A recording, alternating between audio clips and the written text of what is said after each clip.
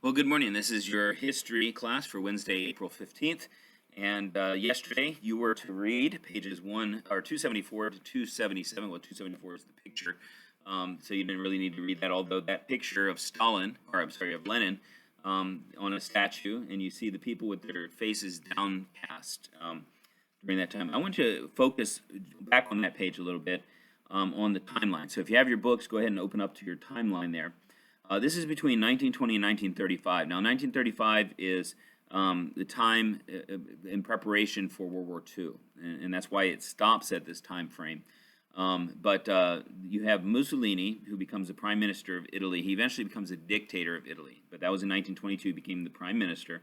1925, Hirohito becomes emperor of Japan. So you see, you have all these dictatorships that start to occur around the world, and a lot of them already still had emperors, they still had kings and things like that, but the style of leadership became such as everybody being in complete control of the people, and this backfires heavily for those people who support them. In fact, most of the people didn't say anything to these leaders as they became leaders of them. In fact, it's almost like Satan is setting up the different people. You have Mussolini, then Hirohito, then Stalin, who takes over from Lenin, and then Hitler. And as if Hitler is the final piece that he needs in order to cause devastation around the world. Millions of people die, not just in World War II, I'm talking about. I'm talking about during the rule of these people. Japan had a major war with China for many, many, many years before World War II started. And they were dominating the Chinese people and killing them and slaughtering them and horribly treating them. The same thing with Mussolini, not quite to that level at all. Stalin, certainly. The Soviet Union and the style of communistic communism that they talk about there, just unbelievable. When the communists took over the several other Eastern Bloc countries that we call Eastern Bloc countries, like many of the Eastern Bloc countries, Ukraine and Georgia and all the Istans, Turkmenistan and Uzbekistan and all the countries that were south, and Romania and Moldova and all those different countries that they overtook, people died. Many people died because of either fighting against the government or for whatever reason, just speaking out against them. In fact, I remember a story. I don't remember who it was a Christian man who became a Christian after the war, or maybe it was during the war. I don't remember, during World War II. But he lived in Ukraine, and he lived in a village. In the village he lived in, there was a man that came in once the communists took over and said, "We need you to produce all of your food and give it to us, and we'll give it out equally to everybody." Well, this man was ridiculed by some of the people in the village, and so when it came time that they sent all their food back to the main place where they would keep it to be able to spread out, no food came back to them. It was the middle of winter. They couldn't get any food. They couldn't go to get any food.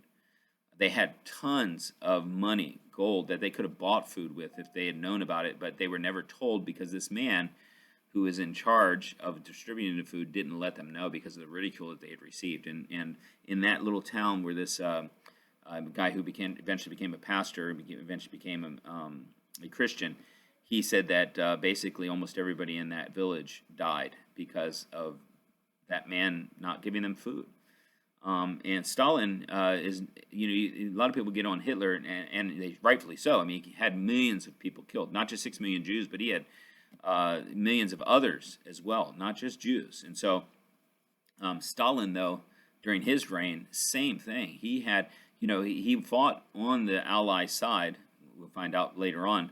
He fought on the Ally side, but then when it came to his own country, man, that's why they called it the Iron Curtain. People could not get from Russia, from Soviet Union to the West, or what was eventually be known as the West, and to where freedom was, to where democracy was. They could not get back there. And that was in that time frame, millions of people died because of egalitarianism, because of these rulers with iron fists, as it said.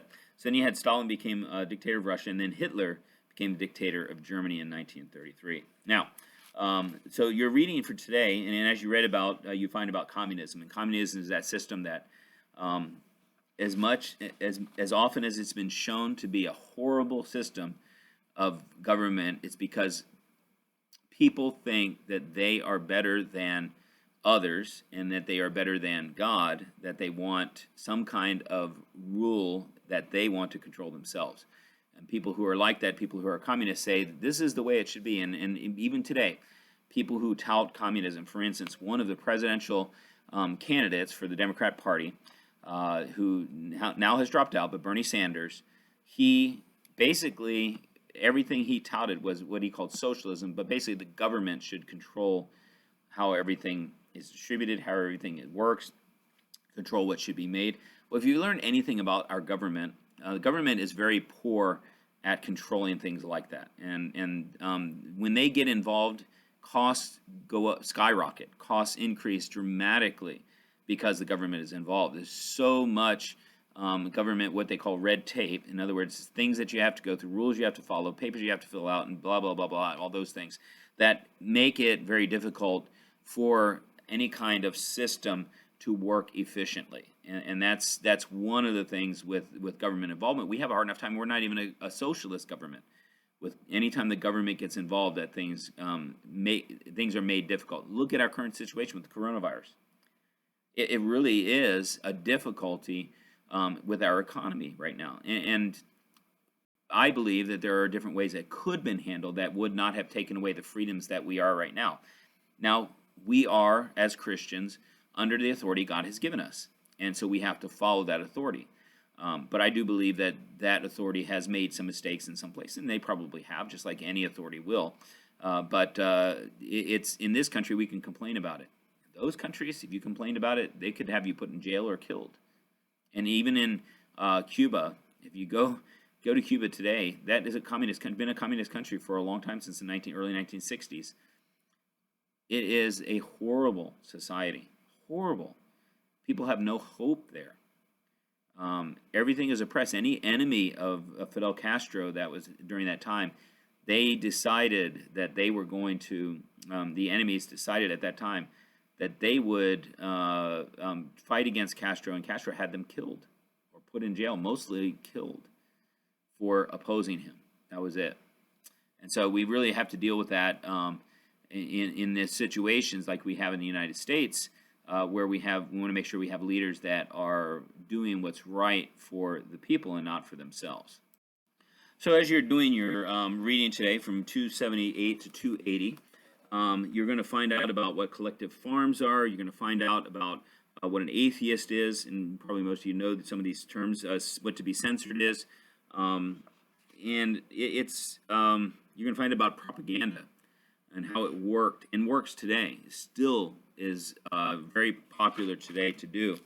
And then you're going to be doing some work text pages that are starting on page 199 to 201. Yes, that's 3 pages, but page 200 on the back side of 199. Just going to show you. It's about a man named Georgie Vins. Now, or Peter Vins. His son Georgie, you may know of well. He served time, I think, in the gulags there in the Soviet Union, just for being a preacher of the gospel. And many of you, and especially your parents and grandparents, are probably familiar with people like this. Some of you may have had grandparents or parents who were put in prison or were persecuted. And I know many of your parents and grandparents came to the U.S. because of the persecution, just for being Christians, that they would be treated differently even after the Soviet Union fell. But read that page, and then you have one thing about the verse that was his favorite verses, and how those verses applied to his life. And then you have a map that you're going to be working on, and that map asks you to locate the border of the USSR. And I want you to recognize, as you're looking at that, the different how many countries were captured by the Soviet Union, how many were controlled by them, and the effect that had greatly. And then you have China today, who's a communist country, who does the same thing. All right, well, that's it for history, and I hope that you enjoy the rest of your day after you've done your work, of course.